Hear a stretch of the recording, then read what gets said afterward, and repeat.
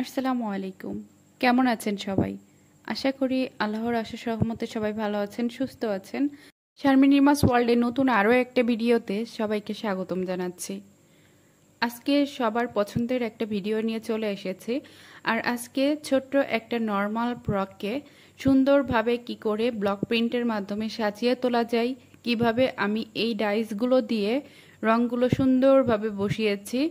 বেশ কয়েকটা ভিডিওতে আমি কমেন্ট পেয়েছি কাপড়ের বিভিন্ন রঙের সম্পর্কে। আজকে সব কিছু উত্তর দেওয়ার চেষ্টা করব। তো প্রথম থেকে শেষ পর্যন্ত আমার সাথে থাকার জন্য অনুরোধ জানাচ্ছি। যারা এখনো পর্যন্ত আমার ভিডিওটা দেখছেন, প্লিজ একটা লাইক দিয়ে ভিডিওটা দেখা শুরু করবেন। অন্যান্য ভিডিওতে কিন্তু আমি একেবারে টেবিল সেটিং থেকে শুরু করে প্রত্যেকটা জিনিস একেবারে দেখানোর চেষ্টা করি। তো আজকেও ঠিক তেমনইভাবে আমি দেখানোর চেষ্টা করছি। আজ আমি যে কাজটা করব সেটা হচ্ছে একটা ফ্রকে ব্লক প্রিন্ট করব। আর এই ব্লক প্রিন্ট করার জন্য এখানে আমি কয়েকটা ডাইস নিয়ে নিয়েছি, দেখতে পাচ্ছেন খুবই কিউট কিউট কিছু ডাইস নিয়েছি। অনেক আপুদের প্রশ্ন আছে, আপু এই ডাইসগুলো কোথা থেকে কিনেছেন, কত টাকায় কিনেছেন?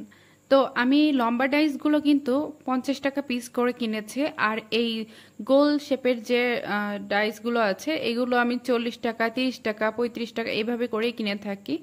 তো প্রথমেই যে কাজটা করতে হবে, ব্লক প্রিন্ট করার আগে অন্তত 10 থেকে 15 মিনিট আগে এই ডাইসগুলো পানিতে ভিজিয়ে রাখতে হবে। আপনাদের বোঝার সুবিধার্থে আমি একটা পানির মগে এগুলো ভিজিয়ে দেখিয়ে দিলাম। এভাবে ডুবিয়ে ভিজিয়ে রাখতে হবে। এরপর কিন্তু আমার 10-15 মিনিট হয়ে গিয়েছে। আমি এখন একটা শুকনো কাপড় নিয়ে ডাইসগুলো এভাবে করে ভালোভাবে পানি মুছে নিচ্ছি, একেবারে খুঁটিয়ে খুঁটিয়ে, যাতে ভিতরে পর্যন্ত পানি না থাকে। একেবারে শুষ্ক করে ফেলতে হবে, না হলে কিন্তু যখন রংটা বসাবেন তখন ভালোভাবে ডাইসেই বসবে না। আর যদি ডাইসে রংটা না বসে তাহলে কিন্তু সেটা কাপড়ে বসবে না। আশা করি অনেক আপুদের প্রশ্ন একটু হলেও বুঝতে পেরেছেন যে কেন কাপড়ে রংটা বসে না। এটা হচ্ছে রং না বসার অন্যতম আরেকটা কারণ। তো এখন আমি একটা রেডিমেড ফ্রক নিয়ে নিয়েছি। এটা হচ্ছে আমার মেয়ের একটা ফ্রক। এই ধরনের কুশি কাটার ফ্রক কিন্তু আমিও ছোটবেলায় অনেক পরেছি। আপনারা কে কে পরেছেন অবশ্যই কিন্তু কমেন্ট করে জানাবেন। তো এখানে আমি এই ফ্রকটা নিয়েছি যেহেতু রেডিমেড, এর জন্য আমি আজকে টেবিল একেবারে অন্যভাবে সেটিং করছি না, আগে যেভাবে দেখিয়েছি। তো এর ভিতরে আমি একটা ওড়না 4 ভাঁজ করে দিয়ে দিয়েছি সুন্দর মতো করে, যাতে করে এই পাশের রং ওই পাশে না লেগে যায়, সেভাবে করে দিয়ে নিয়েছি। তো এখানে আপনি দেখছেন যে একটা ট্রের উপরে কম্বল বিছিয়ে নিয়েছি। আর এই কম্বলটা নিয়েও অনেক আপুদের প্রশ্ন আছে যে আপু এটা ভেজা থাকবে কিনা, কিভাবে রংটা এখানে ছড়িয়ে নেব। আমি এখানে ট্রের উপরে কম্বল ইউজ করেছি। আপনারা চাইলে চালের যে বস্তাগুলো, যে সালার বস্তা, সেগুলো আপনারা এখানে ইউজ করতে পারেন। তার সাথে যে ফোম শিট আছে সেই ফোম শিটটাও কিন্তু এখানে ইউজ করতে পারেন। আজকে আমি কম্বল ইউজ করছি। আর এই কম্বলটা অবশ্যই ভিজা থাকতে হবে। একজন আপু আমাকে প্রশ্ন করেছিলেন যে আপু কম্বলটা কি আমি ভিজিয়ে নেব কিনা। তো প্রত্যেকজন আপুর নাম বলা তো আর সম্ভব হয় না, মনে থাকে না। তো আমি সেই আপুগুলোকে একটু বলে নিচ্ছি। আমার ফুল ভিডিওটা যদি আপনারা একটু কষ্ট করে দেখেন তাহলে কিন্তু অনেক প্রশ্নের উত্তর পেয়ে যাবেন। ফার্স্টে কিন্তু আমি নিচে যে একটা বর্ডার করে নিয়েছি লম্বা একটা ডাইস দিয়ে, ম্যাজেন্টা কালারের একটা রং এখানে আমি দিয়েছি, কারণ এটা হচ্ছে একটা জোনাকি কালার কিংবা হচ্ছে লাইট গ্রিন কালার আছে। তো এটা দিয়েই আমি করেছি যাতে করে একটু রংটা ফুটে ওঠে।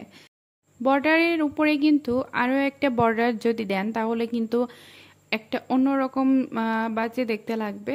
তো এরপরে কি ডিজাইন দেব সেটা কিন্তু প্রথমে না জানা থাকলেও পরপর কিভাবে কি করতে হবে এমনিতেই মাথায় এসে যায়, যদি আপনি সেটা খুব ভালোভাবে চিন্তা ভাবনা করে তারপরে বসান।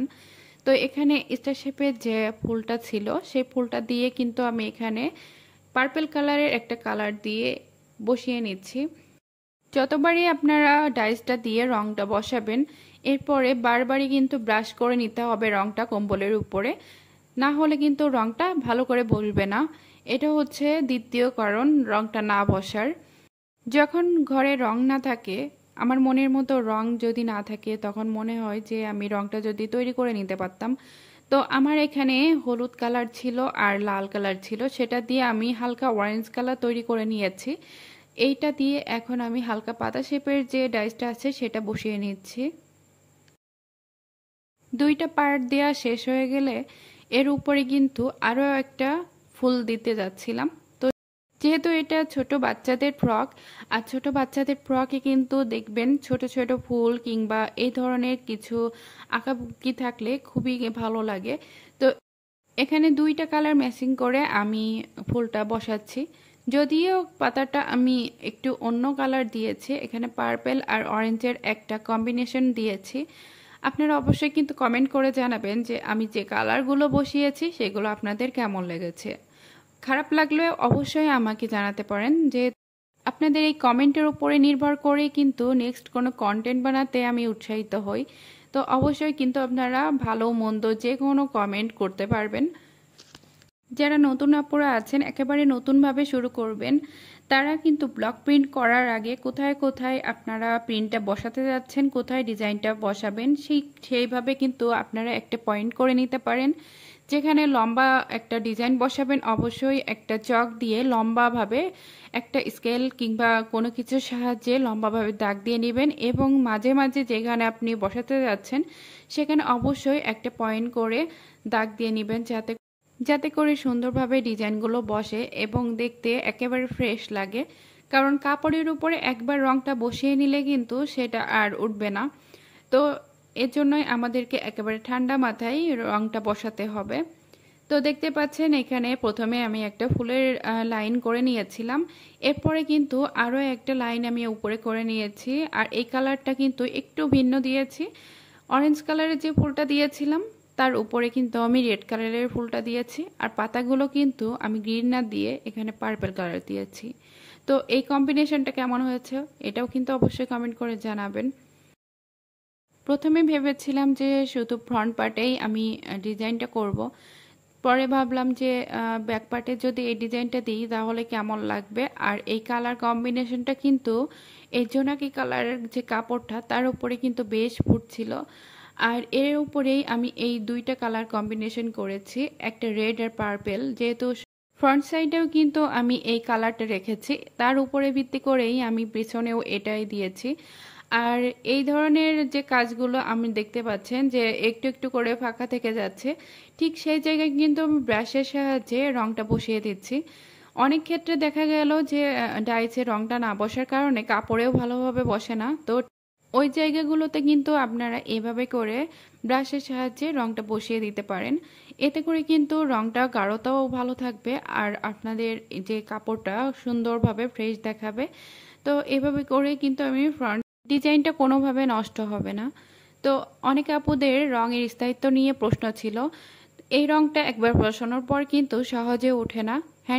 হ্যান্ড পেইন্ট বা ব্লক প্রিন্টের ক্ষেত্রে এই কাপড়টা বেশিক্ষণ ভিজিয়ে রেখে তারপরে ঘষে ঘষে ওঠালে কিন্তু রংটা একটু ধূসর হয়ে যাবে, এটাই স্বাভাবিক। কিন্তু এটা যদি নর্মালভাবে ওয়াশ করা হয় তাহলে কিন্তু রেগুলার ইউজের পরেও রংটা উঠবে না। আর আমি একবার ব্লক প্রিন্টের শেষে এভাবে রংটা যখন থেকে যায়, রংটা কিন্তু আমি না নষ্ট করে এভাবে করে উঠিয়ে রাখি। আর ব্লক প্রিন্টের পর অনেকগুলো কাজ থাকে, যেমন ডাইস ধোয়া, কম্বলগুলো পরিষ্কার করা, সেগুলো আপনাদেরকে একটু দেখিয়ে দিলাম কিভাবে করি।